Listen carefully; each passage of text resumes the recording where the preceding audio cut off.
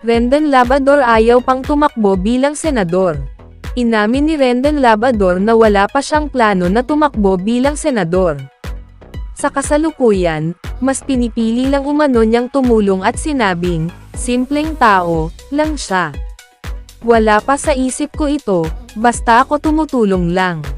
Simpleng tao lang po tayo. Hindi lang naman politika ang daan para mabago mo ang Pilipinas. Kamakailan lang ay inanunsyo ni Rendon na maglalabas siya ng bagong show. Kasama rin umano niya ang PNP Anti-Cybercrime Group sa nasabing show. Boses ng Bayan, show. Binubuo ko na. Abangan ito. With PNP Anti-Cybercrime Group.